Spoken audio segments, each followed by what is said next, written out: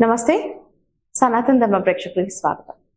మనతో పాటుగా ఒక అతిథి ఉన్నారు. వారు వచ్చేసి ఐకాన్ ఆస్ట్రాలజర్ కట్టుపల్లి సురేష్ బాబు గారు. వారితో మాట్లాడతాం. సార్ నమస్తే సార్. జై శ్రీమన్నారాయణ. సార్ మనము నక్షత్రాలు సిరీస్ చేసుకుంటున్నాం. అందులో మూడోది వచ్చేసి కృతికా నక్షత్రం. కృతికలు అంటూ ఉంటాం కదా, కృతికా నక్షత్రం. అయితే ఈ కృతికా నక్షత్రం వల్ల గుణగణాలు ఎలా ఉంటాయి, వీళ్ళు ఏ రంగాల్లో రాణిస్తారు ఎక్కువగా, వాళ్ళ అంటే లైక్ ఏ రాసులు వాళ్ళతో వాళ్ళ పెళ్లిళ్ళు అయితే బాగుంటుంది, ఇది మనం మాట్లాడుకుందాం సార్. కృతిక నక్షత్రం అండి. కృతిక నక్షత్రానికి 4 పాదాలు. ఈ 4 పాదాలు కూడా కృతిక నక్షత్రం వారికి అధిపతులుగా వచ్చేసి ఆరాధ్య దైవం అనేటువంటి దుర్గామాత ఆధీనంలో ఉంటాయి. ఓకే. కాబట్టి కృతిక నక్షత్రం వారు పుట్టడంతోనే అమ్మవారి అనుగ్రహం ఉంటుంది. ఎవరైనా ఇంట్లో కృతిక నక్షత్రం కలిగినటువంటి ఆడపిల్ల జన్మిస్తే సీతాదేవితో సమానం. వారిని ఏడిపించినా, ఇబ్బంది పెట్టినా, బాధ పెట్టినా, రిలేషన్ అన్నది ఏదైనా సరే, ఎవరైనా సరే, వారు బంధుమిత్రులైనా, బయట వాళ్ళైనా, ఎవరైనా ఫ్రెండ్స్ అయినా, ఎవరైనా సరే, వారికి మరొక జన్మలో ఖచ్చితంగా పందులై కుక్కలై పుడతారు. అంటే అంత గొప్ప నక్షత్రం అన్నమాట కృతిక నక్షత్రం అంటే. ఇక పందులై కుక్కలై అంటే నీకు అర్థం కావట్లేదా? ఇక ఈ జన్మలోనే అవుతారు వాళ్ళు. బంధించి పడతారు అనమాట. అంటే నీటిలోని ముసలి నక్షత్రం అమ్మాయిని కానీ ఎవరినైనా నక్షత్రం వాళ్ళని ఇబ్బంది పెట్టడం వల్ల చాలా ఇబ్బందులు. స్త్రీ దోషం కూడా వస్తుందండి. ఖచ్చితంగా స్త్రీ దోషం వస్తుంది. కృతిక నక్షత్రం వారు ఎవరి గురించి అయినా కంటినీరు పెట్టుకున్నారా అంటే, భర్త అయినా సరే, కొడుకైనా సరే, తమ్ముడైనా, అన్నైనా, తండ్రి అయినా సరే, చివరికి వారికి స్త్రీ దోషం తప్పదు. అంత గొప్ప నక్షత్రం కృతిక నక్షత్రం. ఆవిడ్ని కొలవకపోయినా పర్లా, ఏడిపించుకుని ఉండాలి. సాక్షాత్తు అమ్మవారు మన ఇంట్లో ఉన్నట్టు. అప్పుడు మన ఇంట్లో గద్దెలు వేసుకోవడం అవసరంలా, కళ్యాణం చేసే పని లేదు, బోనాలు చేసుకునే పని లేదు. కృతిక నక్షత్రం ఉన్నారంటే చాలు. వారికి అదృష్టం ఎలా ఉంటుందంటే, ఆ ఇంట్లో ఆడపిల్ల నేర్పించకుండా సరిగా ఆడపిల్లని ఎవరికి ఏ రిలేషన్ ఉందో ఆ రిలేషన్ లో చూసుకోగలిగితే కనుక ఆ ఇల్లు ఖచ్చితంగా తొలతూగుతుందండి. ధనధాన్య అభివృద్ధి అవుతుంది. ఆ ఇంట్లో వాళ్ళు ఆ దారిద్ర రేఖ కన్నా తక్కువగా ఉండి, కృతిక నక్షత్రంలో బేబీ పుట్టిందంటే కనుక పుట్టిన రోజు నుంచే వారికి కలిసి రావడం మొదలుపెట్టింది. రాజకీయ పరంగా మంచి ఎదుగుదల ఉంటుంది, ఆర్థిక పరంగా మంచి ఎదుగుదల ఉంటుంది. ఏదైనా సెలబ్రిటీలకు వెళ్ళాలన్నా కుటుంబం మొత్తం సెటిల్ అయిపోద్దండి. ఆ ఇంటికి ఆ అమ్మాయికి చేసేటువంటి ప్రతి కార్యంలో కూడా పాలు పంచుకున్న ప్రతి ఒక్కరికి మంచి జరుగుతుంది.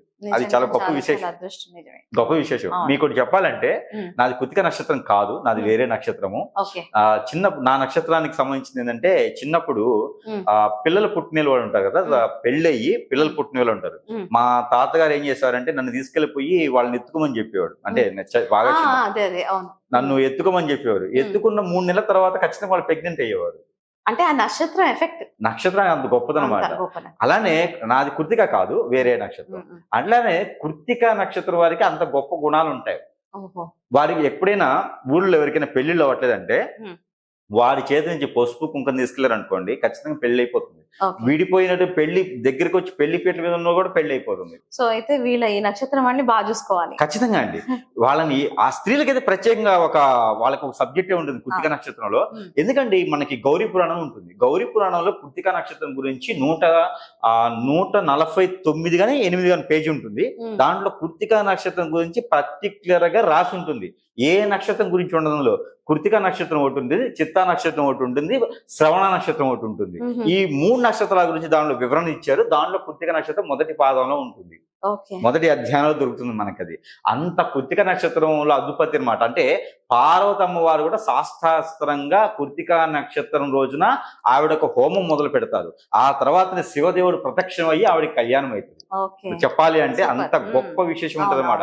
ఒక నదీ తీరానికి వెళ్ళేసి శివుని చేసేసి అక్కడ హోమం చేస్తూ ఉంటది ఆవిడ. అభిషేకం చేస్తూ కూర్చున్నప్పుడు ఆ కృతిక నక్షత్రంలో ఆవిడ మొదలు పెడతాది అనమాట.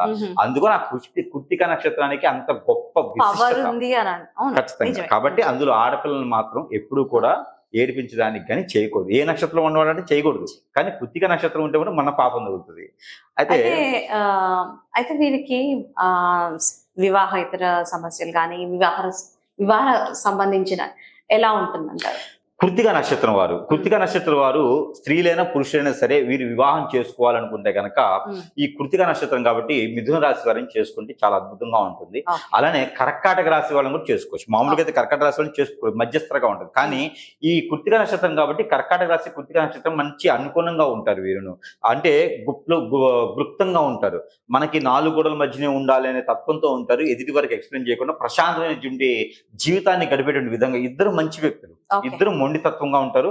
అనాథాశ్రమాలు, వృద్ధాశ్రమాలు, ట్రస్టులు ఇలాంటివి చేసుకుంటూ ప్రజలకు సేవ చేయాలనేటువంటి తత్వం చాలా తక్కువ మందికి ఉంటుంది. అందులో కృత్తిక నక్షత్రం కాబట్టి వీరికి ఈ మొండితత్వం, మూర్ఖత్వం ఎలా ఉంటుందో వీరికి మంచి గుణం కూడా అలానే ఉంటుంది. మంచి వాళ్ళని వీరు ఎంతైనా ఇచ్చి దగ్గర చేసుకుంటారు. చెడ్డ వాళ్ళ దగ్గర కూడా రానివ్వరు వీళ్ళు. చెడు వేస్తున్నారు కానీ చెడ్డ కానీ ఇంట్లో రానివ్వరు వీళ్ళు. అంత మంచి వ్యక్తిత్వం కలవారు. అలాంటి వారు ఈ కర్కాటక రాశి వాళ్ళని చేసుకున్నారంటే మాత్రం జీవితంలో ఎదిగేదానికి ఉంటారు. తర్వాత కన్యా రాశి వాళ్ళని చేసుకోవచ్చు. వారు అర్థం చేసుకునే గుణం వీరికి పైకి తీసుకెళ్లే స్థాయి, రెండు కూడా మంచి వ్యక్తిత్వం కలవటువంటి ఇదనమాట. తర్వాత వృశ్చిక రాశి వాళ్ళని చేసుకోవచ్చు. వృశ్చిక రాశి వారికి ఉన్నటువంటి మొండితత్వం, మూర్ఖత్వం, అమాయకత్వం, ప్రేమించే గుణం. ఒకసారి వృశ్చిక రాశి వాళ్ళు ప్రేమించారంటే జీవితకాలం వదలరు. కాబట్టి ఇద్దరికి మధ్యన సంభాషణ చాలా గొప్పగా ఉంటుంది. వీరిద్దరు ఇక్కడ దగ్గర కూర్చున్నారంటే ఎంతమందిని అలా ఆహ్లాదకరంగా కూర్చోవచ్చు. ప్రశాంతమైన జీవితం ఉంటుంది అనమాట. హార్ట్ఫుల్ గా ఉంటారు ఇద్దరును. ఇక కుంభరాశి, ఈ కుంభరాశి వాళ్ళని కూడా చేసుకోవచ్చు. కుంభరాశి వాళ్ళని చేసుకుని వీరేం కష్టపడే తత్వం, వారే నిలబెట్టే తత్వం. ఈయనండి మా ఆయన అండి అని చెప్తుంది అనమాట. వాళ్ళకి పేరు, ప్రఖ్యాత, హోదా, డబ్బు, పలుకుబడి ఒకళ్ళొకళ్ళు పెంచుకుంటూ పోతుంటారు. సో మంచి వ్యక్తిత్వం అంటే ఈ రాశి వాళ్ళని వీరు ఖచ్చితంగా చేసుకోవచ్చు, కంపార్టబిలిటీ కలిసినా కలవకపోయినా. ఇక వీరు చేసుకునే రంగం, ఎలాంటి రంగాలు వీరు ముందుకు వెళ్తుంటారు. రైతులకు చాలా అద్భుతంగా ఉంటుంది వీరికి. అలానే ఎప్పుడు వీరు పుట్టిన దగ్గర కాకుండా వేరే దగ్గర పెరిగేటువంటి అవకాశాలు ఎక్కువగా ఉంటాయి. అంటే ఇప్పుడు సపోజ్ భారతదేశంలో పుట్టినారు అనుకోండి, విదేశాలకు వెళ్ళి సెటిల్ అయిపోతుంటారు. మంచి ఉన్నతమైన స్థాయిలో ఉంటుంటారు, గొప్పగా డిగ్నిటీగా ఉంటారు వీరు. ఏ మతస్థులు, ఏ కులస్తులు కాదు, డిగ్నిటీ మెయింటైన్ చేస్తారు వీరు. ఎక్కువగా దిగజారి మాట్లాడటం కానీ చేయడం కానీ ఉండదు. ఎవరైనా సరే మంచి వ్యక్తిత్వంతోనూ గౌరవించి మాట్లాడే గుణం వీళ్ళ దగ్గర ఉండదు. ఈగో తత్వం వీరి దగ్గర రాదు, రాకూడదు, ఉండదు కూడా. అలాంటి వాళ్ళ మీద ఎవరైనా ఏదైనా చేపించే తత్వం కూడా కనిపిస్తూ ఉంటుంది. కాబట్టి అది ఎప్పుడైనా గ్రహించుకుంటూ ఉండాలి. అయితే ఇలాంటి వారు మంచివారు. వీరికి ఏదైనా జరిగింది అనుకోండి, అందరూ బాధపడాల్సి వస్తుంది. ఆ పాపం అందరికీ మూటగట్టుకున్నట్టే. కాబట్టి ఇలాంటి వారి పైన ఏది కూడా హిప్నాటిజం, బ్లాక్ మ్యాజిక్, వశీకరణ లాంటివి చేయకూడదు. మందు పెట్టి బానిసగా మార్చుకోవాలి, పని మనిషిగా చేసుకోవాలని హింసించకూడదు. అలాంటి వాళ్ళని ఇబ్బంది పెడితే కనుక ఖచ్చితంగా పాపం మంది వెళ్తుంది. ఎవరైనా చేసి ఉంటే అది వదిలించుకోవాలి మనం. కాబట్టి అది వదిలించుకునే పరిస్థితులు, అలాంటి ఆలోచన కూడా రానికూడదు. ఓకే. అయితే వీళ్ళ అంటే ఇప్పుడు మీరు వ్యాపారం చెప్పారు, విద్య ఏ రంగంలో రాణిస్తారంటారు? వీరికి మంచి మంచి సామాన్యమైనటువంటి వర్గాల్లోనే రాణిస్తూ ఉంటారు. అలానే మంచి ఉన్నతమైనటువంటి శిఖరాలను వీరు అందుకునే ఉంటారు. విదేశాల్లో అయితే కనుక మంచి ఐటీ రంగంలోనూ, హోటల్స్, బిజినెస్ లాంటి వాటిలో బాగా రాణిస్తుంటారు. భారతదేశం చూసుకుంటే కనుక వస్త్ర దుకాణాలు వీరికి చాలా అద్భుతంగా ఉంటాయి. ఏది భరణి కృత్తిక నక్షత్రం వాళ్ళు కాబట్టి ఆ వస్త్ర దుకాణాలు వీరికి చాలా అద్భుతంగా ఉంటాయి. అలానే పాలు, పాల సంబంధించిన ఉత్పత్తులు, స్వీట్ షాప్స్, మిల్క్ బూత్ లాంటి వాటిలో చాలా అద్భుతంగా ఉంటుంది. పంట భూములు పండించే దాంట్లో చాలా అద్భుతంగా ఉంటాయి. రాజకీయ రంగం వీరికి జీవితం చాలా మెలుగురాయని చెప్పొచ్చు.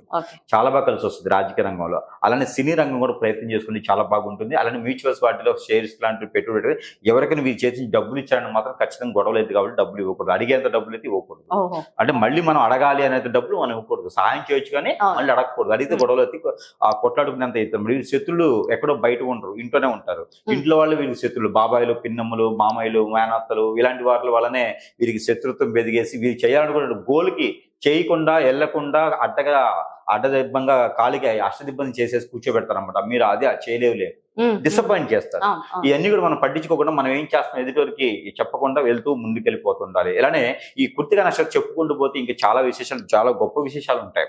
అలానే ఈ కృత్తిక నక్షత్రం వారికి 22 సంవత్సరాల నుంచి 25 సంవత్సరాల లోపు ఖచ్చితంగా సెట్ అవుతారు. 27 సంవత్సరాలు గండం ఉంటుంది, 26 సంవత్సరాలు గండం ఉంటుంది. అవి తప్పించుకోవాలి. ఒకవేళ వాకిలి వీరు గృహం తీసుకోవాలనుకుంటే కనుక దక్షిణ పాకిలి, ఉత్తర పాకిలి రెండు కూడా వీరికి అద్భుతంగా కలిసి వస్తూ ఉంటాయి. అలానే వీరికి కలిసి వచ్చే వారం కూడా వచ్చేసి శుక్రవారం, మంగళవారం 2 వారాలు వీరికి అద్భుతంగా ఉంటాయి. ఇక వీరికి కలర్ కూడా blue colour, sky blue colour, నీలం కలర్ వీరికి అద్భుతంగా కలిసి వస్తూ ఉంటుంది. వీరికి నెంబర్ కూడా 7 and 4 రెండు నెంబర్లు వీరికి అద్భుతంగా కలిసి వస్తూ ఉంటాయి. అలానే వీరికి దేవుని ఆరాధన కూడా ఖచ్చితంగా కావాలి. అలానే వీరికి ఎప్పుడైనా అమ్మవారికి పట్టు వస్త్రం సమర్పించిన గ్రామ దేవతలు ఉంటారు ఊళ్ళలో, ఎల్లమ్మ, పోచమ్మ, మైసమ్మ ఇలా అమ్మవార్లు ఉంటారు. ఈ అమ్మవారి దగ్గరికి వెళ్ళి కళ్ళు సాగిపోయటమా, పట్టు వస్త్రం సమర్పించడం, పట్టు వస్త్రాలు ఎల్లో కలర్ కానీ, రెడ్ కలర్ కానీ, బ్లూ కలర్ కానీ ఉండాలి. ఈ పట్టు వస్త్రం అమ్మవారికి సమర్పించుకోవడమా, అలానే పుట్నాల పప్పు, పెద్దుల్లిపాయి, మనకి మార్మరాలు అంటారు, బెల్లం కలిపేసినటువంటి ఇవి అమ్మవారికి నైవేద్యం పెడుతూ ఉంటే వీరికి ధనధాన్య అభివృద్ధి అవుతుంది. అప్పులు పాలు కాకుండా ఉండేలా కాపాడుతూ ఉంటుంది. ఇంకా దీనికి మించి ఏదైనా కోరికలు కొండలు దాటి కాళ్ళు గడపలు దాటలేదు, ఎక్కడేసి ఇంకొకరు అక్కడే ఉంటుంది, నాకేం అర్థం కావట్లేదు, పాలు పోవట్లేదు, అంతా కూడా నాకు కోపం, చిరాకు అన్ని వస్తున్నాయి, అసలు నా నక్షత్రానికి సంబంధించి లేదు, చాలా మంది గొప్పగా చెప్తున్నారు కానీ నాకు ముందుకు రావట్లేదు, నేను ఎందులో ఎదగలేకపోతున్నా అంటే మాత్రం ఖచ్చితంగా మనం ఏదెవరో చేయించినట్టే. కాబట్టి ఖచ్చితంగా స్క్రీన్ మీద కనిపించే నంబర్కి సంప్రదించగలిగితే కనుక ఖచ్చితంగా వారికి ఏదైనా పరిష్కార మార్గం చూపించే ప్రయత్నం అయితే మాత్రం మనం వెతకొచ్చు. అలానే ఈ యొక్క కృత్తిక నక్షత్రం వారికి ఏంటంటే కనుక వీరు ప్రతి వారం 10 రోజులకు ఒకసారి సొరకాయ ఉంటుంది. ఆ సొరకాయ పైన వీరికి ఉన్న కర్మలు, కష్టాలు, కావాల్సినవి, కోరికలు ఏం కావాలనుకుంటున్నారు మొత్తం కూడా దానిపైన రాయాలి.